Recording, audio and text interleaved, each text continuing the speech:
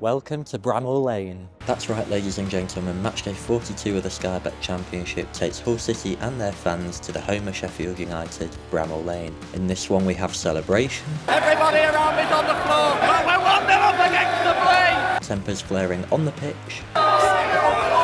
And tempers flaring off the pitch too, so strap yourselves in as this is an entertaining one.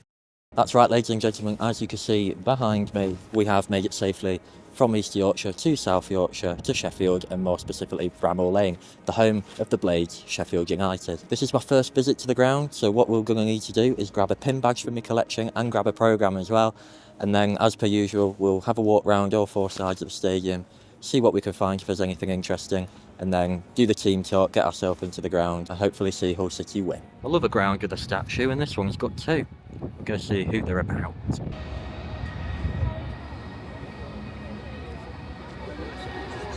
Here we've got Joe Shaw, who holds a club record of 714 appearances for the Blades. And just to the right of Joe, we've got the former chairman, Derek Dooley. I do love a ground with a statue. We don't have one. I suppose if we did, it would probably be Dean Windass or somebody like that for taking us to the Premier League for the first time in our history. I think now's a good time to get my programme and my pin badge. It's still about 2 hours till kick-off and the Superstore is just ahead of me, so I think that's my next move. I've got my pin badge, £4 I think. Also, I thought the shop was pretty good. It was fairly large in my opinion and had a lot of, choice in terms of not only shirts but memorabilia and other clothing, souvenirs as well. So overall, pretty good shop, I must admit. I think their shirts, they're the main Matchday shirts as well, were on sale for like a tenner, which at this time in the season is pretty good, isn't it? In this major stand still, we've got the Sheffield United Football Club Museum as well. So if that actually is a museum in their stadium, that is pretty sound, I've got to admit. Pretty unique as well. Something that a lot more clubs could do and look towards doing. Just to the left of the main stand where we were, this is the next side of the stadium. The Hinders or Hinders stand. Pretty boring to be fair, apart from the absolute onslaught of stewards down there. Maybe this is the away end. I've not actually checked where the away end is yet, so I might get lost. Well, you can't get lost per se, but not only stewards, they've got dogs down here as well, my word. Only from Hull, well, not from Azkaban or whatever. That sign does say visiting supporters only, so the good news is I know it's come a little bit later when we've got the programme and had a look round. And round the next side now, following the left again, straight opposite the main stand this time. Here we have the family stand and the executive entrance for everyone who's important. I'm going to put this down as the biggest stand or the second biggest stand with the other stand with the shop and stuff. But the fact that this is just pure turnstiles and the executive entrance makes me think this one's probably going to be the biggest stand. The hair's going to be wild today because the wind just keeps on going and then leaving. The sun's out though, which is quite nice. Anyhow, I have a programme update. We have acquired one for the price of £3.50. Pretty normal price nowadays for a programme. Also, while I'm here and I've got houses behind me with a stadium behind me there, I quite like the fact that this is another ground, we spoke about it before at Blackburn, that has a stadium surrounded by housing and terrace housing and stuff. Really gives the old football feel, the old passionate fans, who can live really, really close by. So yeah, in my eyes, that's quite a good attribution to the stadium as well. Now with that side of the stadium done, we'll go ahead to the final side and see what that has to offer. We're at the final side of the stadium now. A pretty big side, and to be fair, the whole site is massive, a lot bigger than I thought. Again, this one's basically, I'll show you. It's a bunch of grass over there when it goes up the hill, and then this bit's just a load of turnstiles, and then the final bit just to the left is the fan zone. And I'm not going to make the same mistakes I did at Birmingham. I've just realised the Birmingham vlog isn't up, so you won't be seeing it.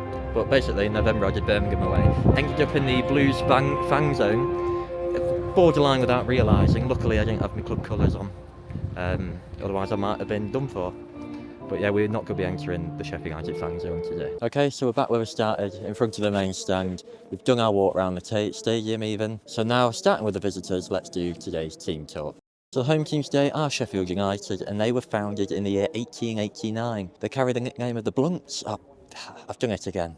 Sorry, the Blades. And their home, like we've mentioned here today, is Bramall Lane, which is actually the world's oldest stadium that is still showing professional football games to this day. Bramall Lane has a capacity of 32,050, which to be fair, looking at it in person, does make sense. I thought it would be a little bit smaller. And the Blades have 5 major trophies, 4 of them being FA Cups and 1 of them being the First Division title. Now, as for this season, they're currently sat 17th in the Championship, 10 points above the relegation zone, which in my opinion is a comfortable enough gap. Their last 5 games features 4 losses, 2 draws, and they've not won since the end of February, where they managed to beat QPR 2-0. As far as dangerous players who Hull should probably be wary of today, I've named Callum O'Hare as arguably the most dangerous. He's the club's top scorer in the league this season and has the second most assists behind Gus Hamer. And on the topic of Hamer, he's got 10 yellow cards already in the league this season, which just shows us exactly the commitment and passion that he has, the tenacity that he will put on the pitch for Sheffield United. As for Sheffield United's lineup today, I'll pop it on the screen. Got Davies in goal. I don't think he played all season. I think he's come in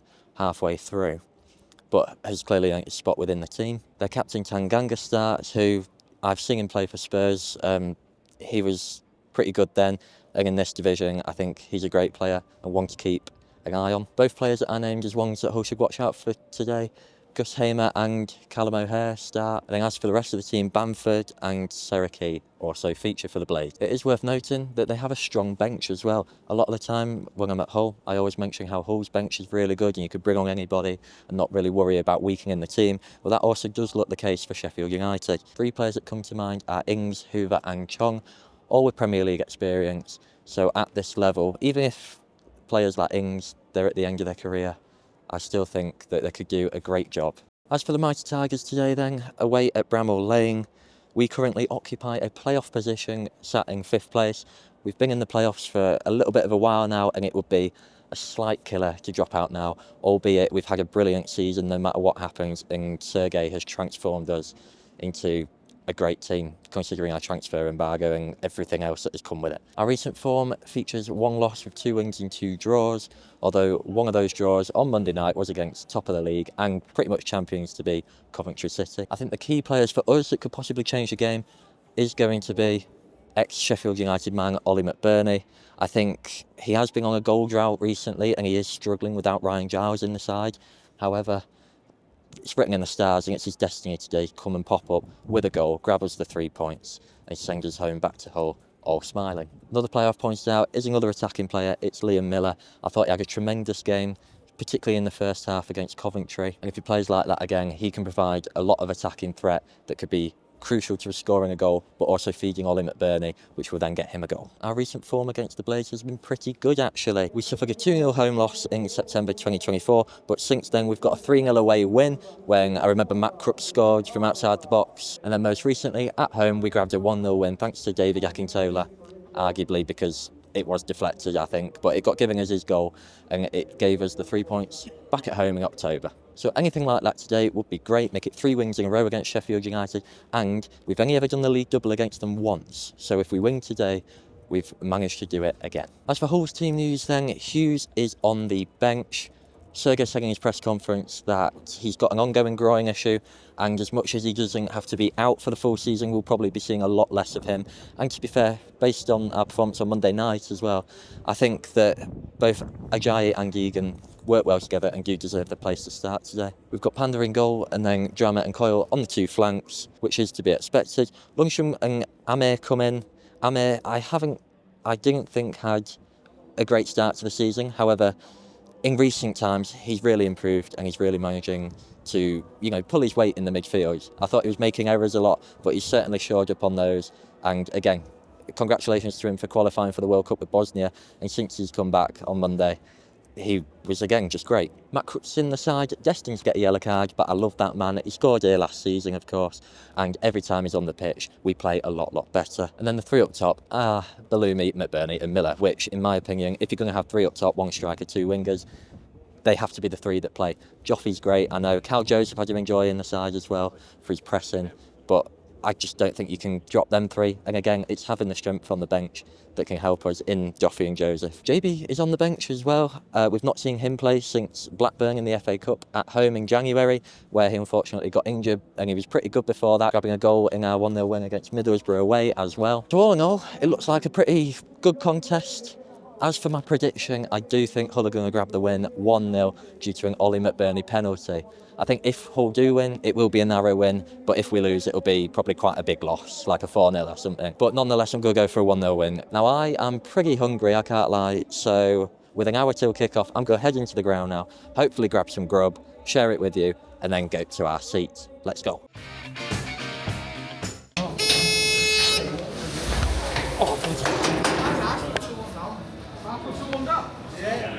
So something that is a thing turnstile. Like, I'm not fat. Thinking about, we're in. Yay. Great atmosphere in the concourse. Bit small though, I don't like that. And the choice of food is a little bit lacklustre, if I'm honest. There is nought on them screens. I presume it should have a menu on. So it'll be fully guessing from here. I've made it to my seat, I think. I'm not 100% sure. A little bit confusing. I thought I booked an end of a row, but I'm slap bang in the middle, so I clearly haven't. Anyhow, this is my view as the players are coming to warm up now. When I got to the food bit in the end, obviously with there being no menu, it was just your average football food, like a plain hot dog that they all manhandle their fingers all over, and like pies and stuff. So I've ended up with a chicken bolty pie, I believe. I've not actually checked it yet, so it might not have been, but it is, they did listen. And I've got an Oasis. Tell you what as well, I love a ground with a clock, okay? Norwich had one, I think, and Bramall Lane has one as well. We'll get this down me now then before the game starts with my Oasis, and they've let me keep the cap on.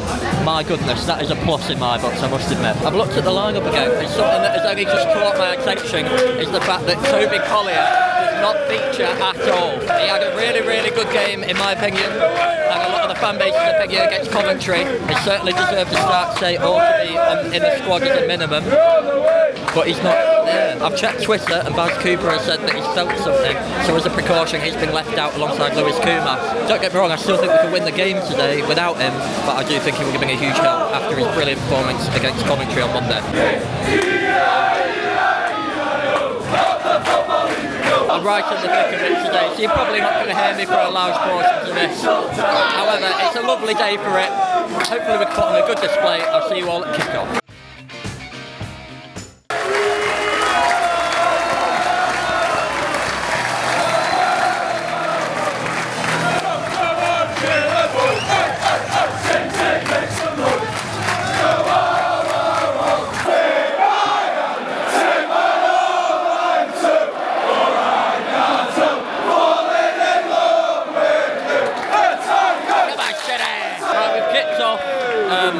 You might not see a lot of me because you probably won't be able to hear me today. That said also though, there's a lot of people in front of me, so I don't know how much of the game that you're going to see. Let's just have a good day and a win. Come on!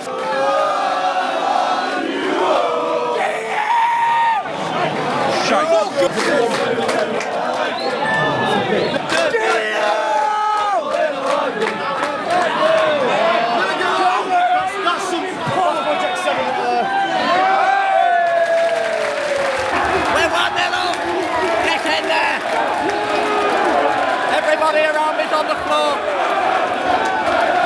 But we're 1-0 up against the play. Now, you might be thinking that that was all a bit messy, and you'd be right.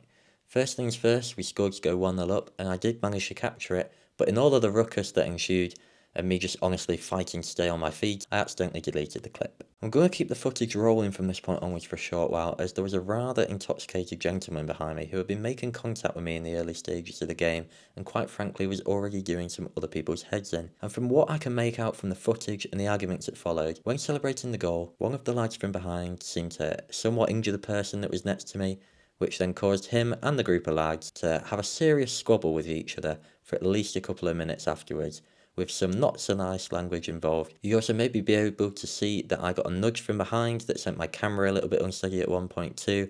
So after that, I thought that it would be best for me and for the vlog if I moved somewhere else within the away end. So that's what I did, and that is why you may see the game from this point onwards from a different angle.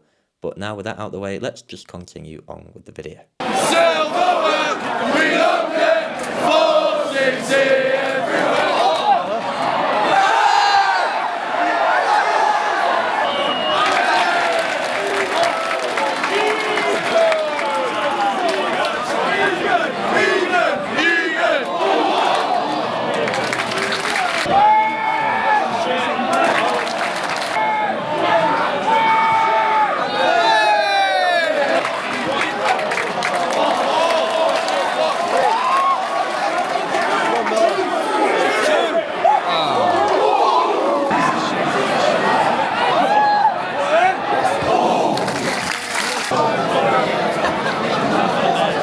welcome back.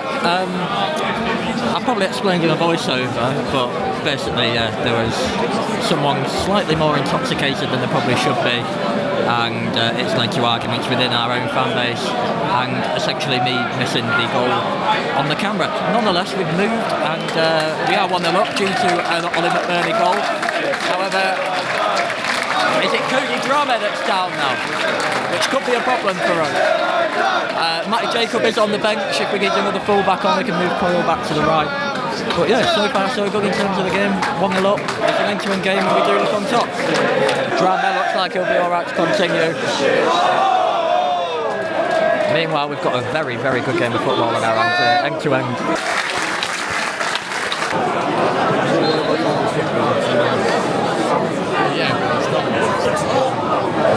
That's my football knowledge in a nutshell anyway. Drama is not okay to continue in the eyes of Sergey, and Paddy McNair's come on for him instead. Coyle's moved to the right and McNair's gone left back.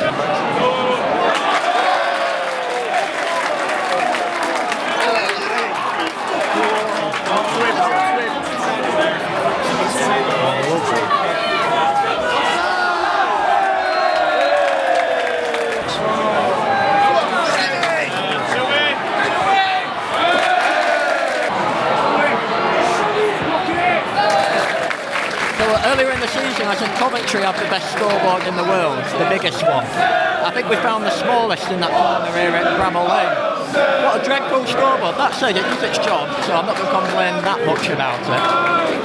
Maybe if your eyesight's a bit dodgy, you might need your glasses on though, I don't know. But thankfully, mine's not so bad. Corner Sheffield United.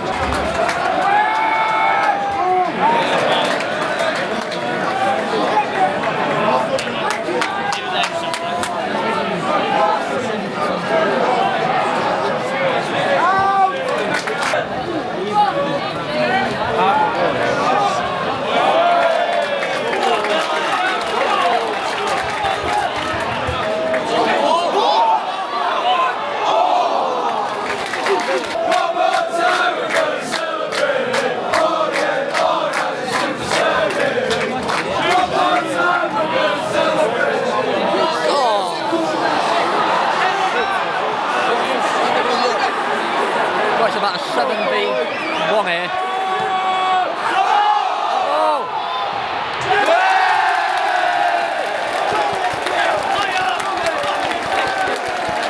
I genuinely couldn't have better myself than Patrick Bamford there. Still 1-0 second.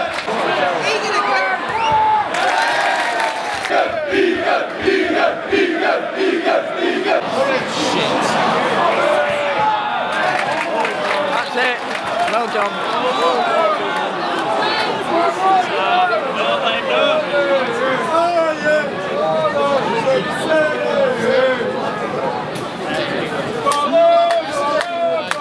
They're going nowhere, mate.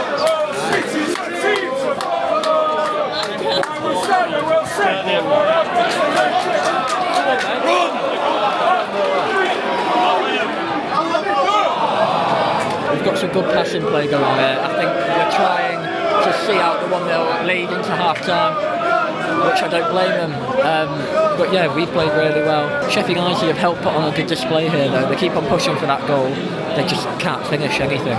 Sometimes you just can't get that final ball correct either. That said, Hull are looking for a second, which is another factor in what makes the game so interesting today.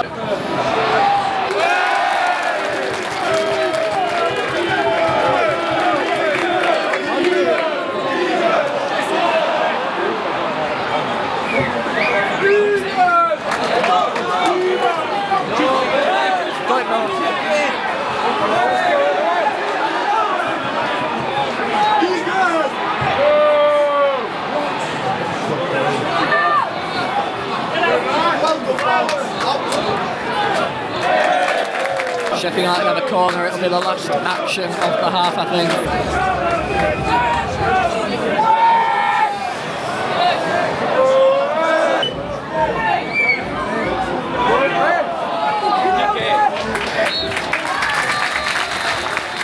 Half time then, 1-0 up thanks to Ollie McBurney. I predicted he'd score, didn't I? Although I did say a penalty. Yeah, gutted in a sense that I didn't capture the goal on camera when I did. But look, it doesn't matter, 1-0 up. It's the real life football that matters the most. And yeah, it's a really, really end-to-end entertaining game. Sheffield United trying to get that goal back into it. We are pushing relatively well for the second. As far as I'm going to say, I've made no changes yet. I think we're playing really well, and I've just let the squad cook, to be honest. Liam Miller's performing well. McBurney, when he's getting the service, is creating chances. He missed a bicycle kick, only very slightly though. John Egan is putting a man of the match display at the back so far with a goal line clearance to add as well. I'm just going to say, if we keep this up, we are going to win the game, and it might be more than one goal.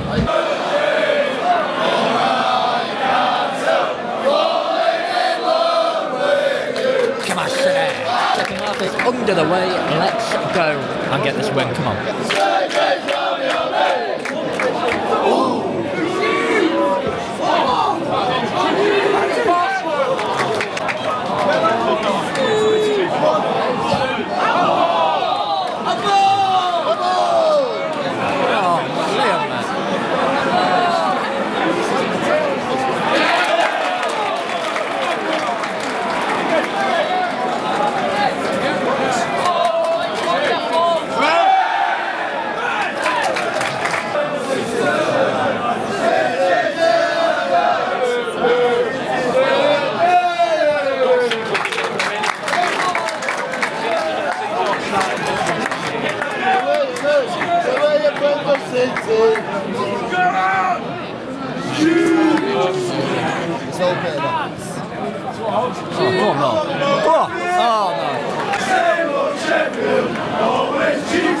Sheffield United player down, holding his head while we're on the attack. It might be fake, but it might be real, you don't really know. So yeah, anyway, almost 10 minutes into the second half, still maintaining our lead, and to be fair, we have been the better of the two sides. We've created the most chances, and if we keep doing that, we can comfortably win this game, to be fair. Believe it or not, the Sheffield player is ready to fight again, I'm sure. I don't know whether this is normally the case, but all of Sheffield United's attacks and dangerous attacks have been coming down their right hand side. So if we shut them off there and maybe force them to go down the left, where I feel like they look a little bit more uncomfortable / incapable of attacking, then I think we'll be fine.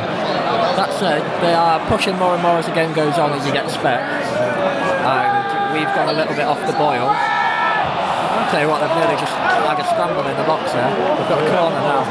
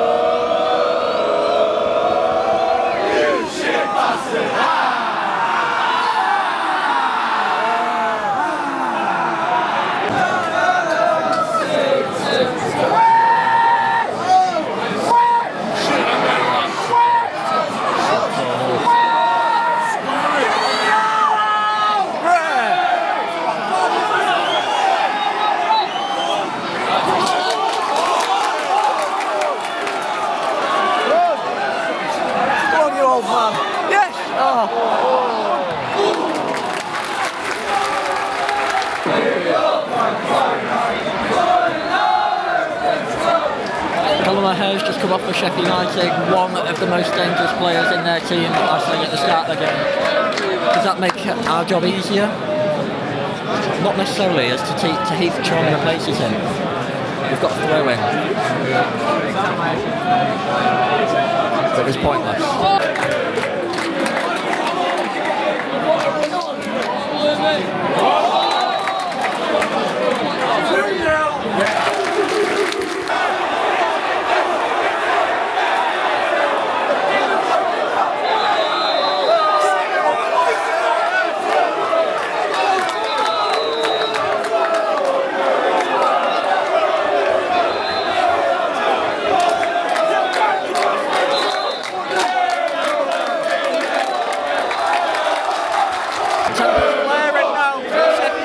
cart corner to Hull. Get this thing and we're looking mighty fine.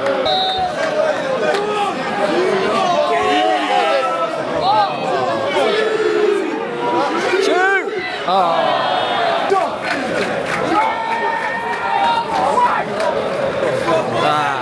Shall we sing a song for you?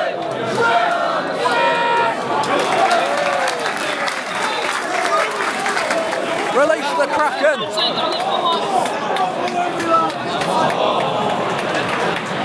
It's a looking really.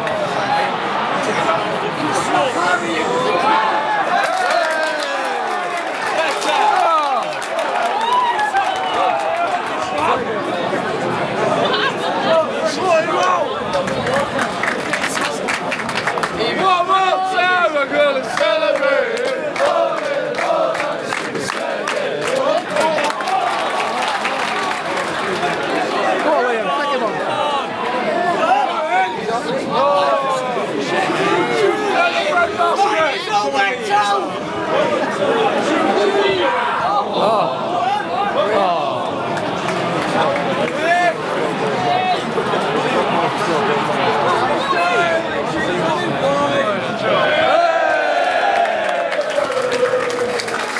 Looney and Miller off, like-for-like replacements for Joseph and Joe Delhart. With them as fresh legs, Joseph in particular who's incredibly good at closing down, and Joffrey who has the ability as well. I'm not saying Joseph doesn't, by the way, he's got 8 goals this season. So yeah, we look good. You know, as long as they can get into the game.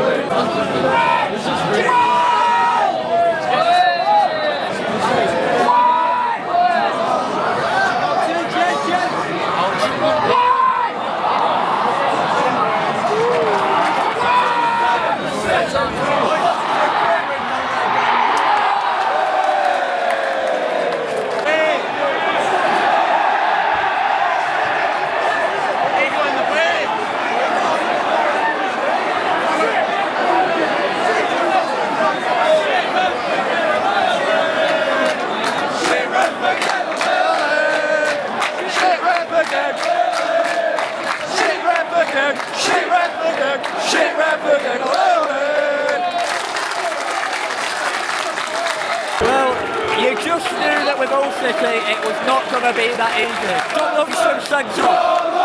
I believe it was a second yellow, which would then mean that we can't appeal it anyway. That said, the challenge wasn't the best challenge. However, the referee simply got in the way, right? So if he... It's hard to tell without you seeing it. But basically, the referee got in the way, where John could have basically ran to the player and just tackled him. Obviously, with the ref getting in the way, he's then delayed. The player sort of got away, he slide tackles him. And look, it's a bad challenge, don't get me wrong. And, you know, the decision's been made and you can't appeal it anyway, but if you could, you still can't because it's the right decision. It's just a bit of shit for us, really, now that we've got to go another 15 minutes with 10 men.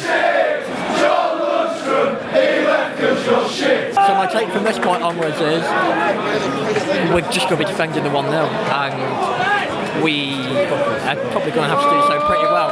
We've got an extra man now, they're going to attack like they have been but with even more emphasis. I just hope we can hang on, man. I do not want that decision to ruin my day.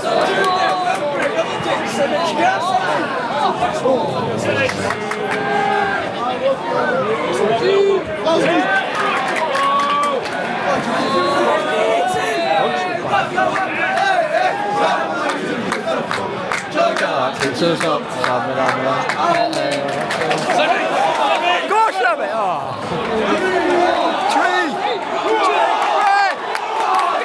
Mate. Yes! Oh! Despite the red card, we're still pushing. This is what I want to see from my team. This is what I want to see.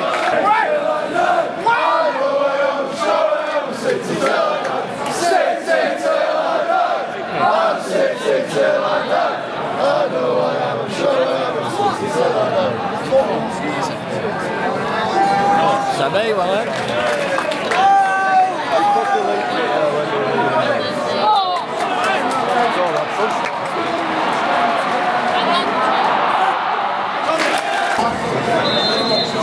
This one's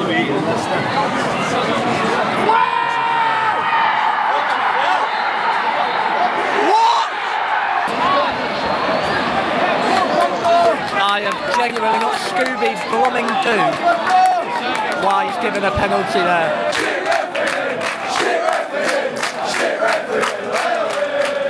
Sergei in the dugout, poor fellow is hating his life. And to be fair, if you're not Hull City related, you are hating your life for the past 10 minutes here.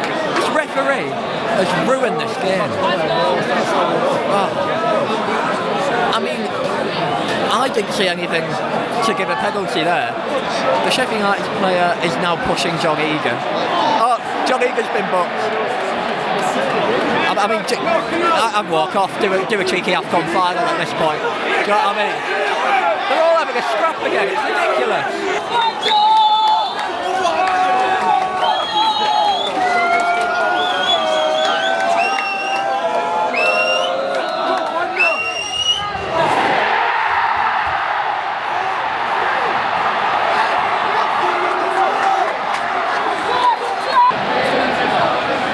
I don't know what to say. I'm borderline heartbroken.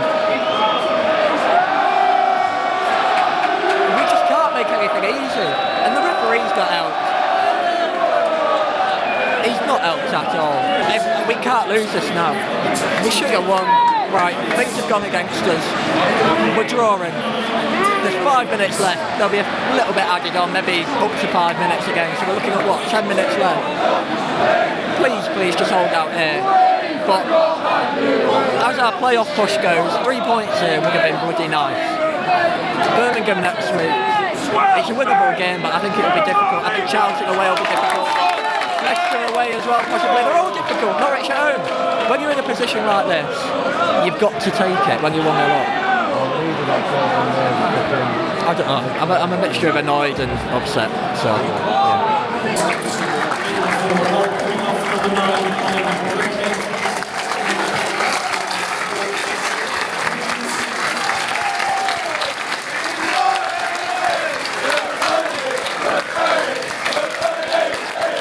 Ollie McBurney and Amira off. It was nice from the Sheffield United fans to clap McBurney off as well. Replacing him is Kieran Dowd and Charlie Hughes, which suggests that we're probably going to settle for a point, which, to be fair, with 10 men with 5-10 minutes ago, it's probably not the worst decision from the gaffer there.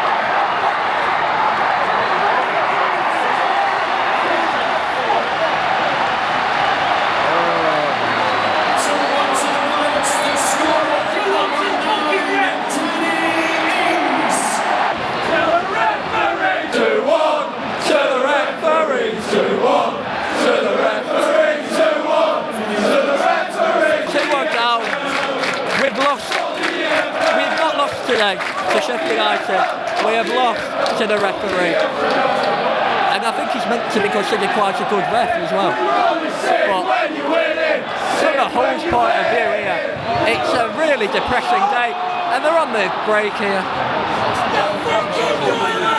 I would say Bamford nearly scored another, but he's crap, so luckily he didn't. Yeah, bad day to be a Hull fan, I can't lie. We've led from the very start. Played really well, had a good game to watch, and then a couple of decisions from ourselves, the players or the ref, have just made this a bit of an enjoyable one for Hull City fans now. 6 minutes added on. I don't know. I was about to say, can we get a goal and win the game? It'll be, can we get a goal and draw the game, won't it? You're off to Arsenal, you're off to Wolves! You're off to Wolves!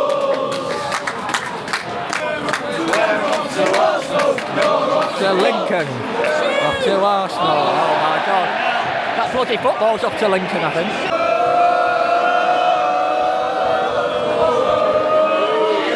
Shit bastard. Oh, here we go. Let me go, ref, mate. Don't worry, we know we've got your cards on you, mate. We know you've got your cards on you. Referee today, it's like that flip where that guy's just giving out all the cards, isn't it? Can't help it, the poor guy. He must have thought, I'm not going to bet on the Grand National this year, we'll go on this game. Yes, come on, lads.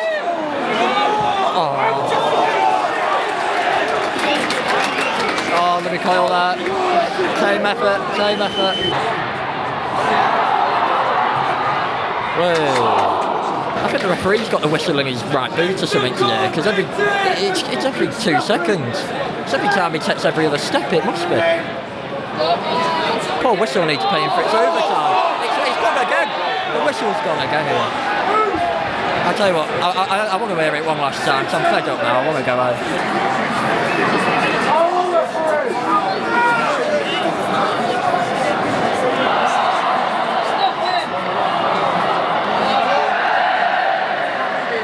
It's a proper game management going on here from Sheffield United. I think they want the 3 points. It reminds me of, is it Haaland against Newcastle, where they just trap the ball in the corner and do it successfully for 6 or 7 times. Blow the whistle. Hey up, what card's coming out here then?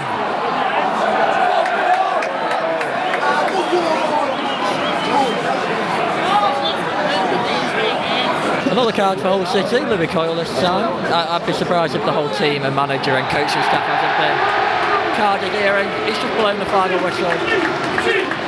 At least we could go home now. I'll say congrats to the players, clap them off, because they're putting a shift. The referee threw in the game. Like I said earlier, we've not lost to Sheffield United today, we've lost to that referee. I think everybody else agrees as well.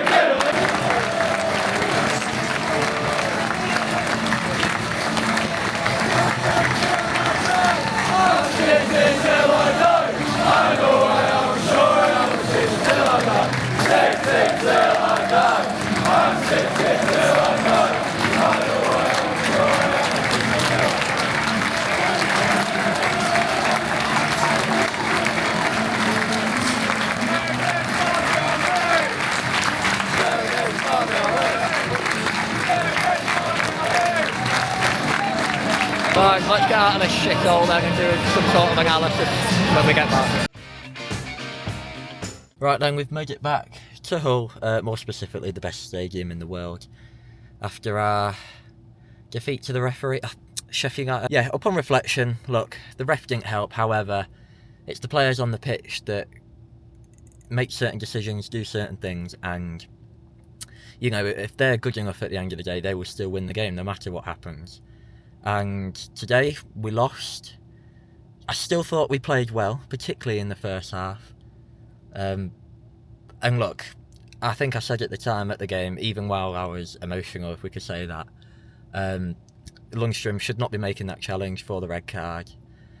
And, you know, it just doesn't help, and the rest is history. So, 4 games left. Playoffs is certainly still on the horizon. We just have to make sure to beat teams that are down there, such as the Leicester and, well, that's it, is it? Norwich? Oh, Charlton. Leicester and Charlton are almost must-wins, but they're both away. But we do normally perform better away than at home. Anyhow, you look at where we are in the league, and I'd rather be in our position than Sheffield United's. You know, at least we're fighting for something that's not surviving relegation. And with all that said, thank you guys for watching the video. Hopefully you did enjoy. If you're new, please do subscribe and like the video. I also have to say I appreciate the support on my previous video. I did not expect it to get as many views as it did. I think it's on like 1,300 now.